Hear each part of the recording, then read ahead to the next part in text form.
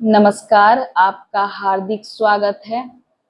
आज हम मुक्तिबोध द्वारा रचित एक लंबी कविता का अंत शीर्षक निबंध पर चर्चा करेंगे।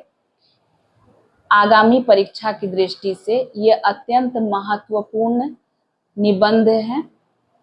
इस निबंध की विशेष बातें मैं आपको बताऊंगी जो परीक्षा की दृष्टि से उपयोगी सिद्ध होंगी। साथ ही साथ रचनाकार से भी संबंधित कुछ महत्वपूर्ण तथ्यों पर हम चर्चा करते हुए चलेंगे। पहले रचनाकार के विषय में हम जानकारी प्राप्त कर लेते हैं।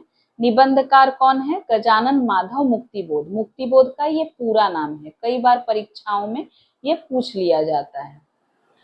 मुक्तिबोध का जन्म कब हुआ था? 13 नवंबर 1917 ईस्वी को मध्य प्रदेश में श्योपुर, ग्वालियर।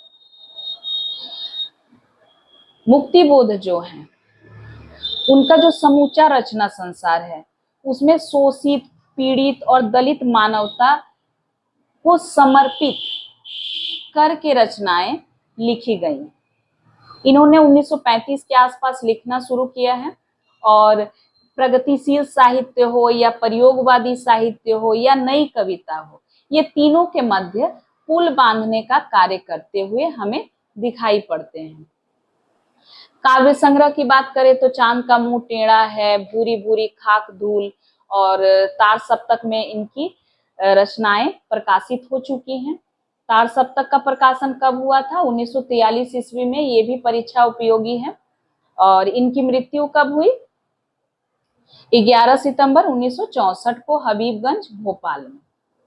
अब एक लंबी कविता पर वापस लौटते हैं। ये जो निबंध संग्रह है, यह निबंध जो है ये किस संग्रह में प्रकाशित है? तो एक कृति है, उसका नाम है एक साहित्यिक की डायरी। ठीक है।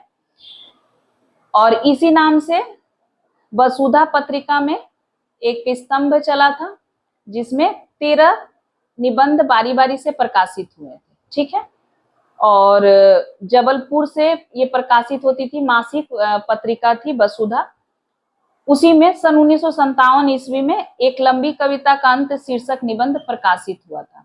और ऐसे कुल 13 निबंध प्रकाशित हुए और इन 13 निबंधों को मिलाकर एक कृति बनी जिसका नाम बाद में क्या पड़ा? एक साहित्यिक की डायरी। ठीक है। अब ये जो निबंध है एक लंबी कविता का अंत, ये कैसा निबंध है? साहित्य चिंतन और रचना प्रक्रिया पर केंद्रित विचार प्रधान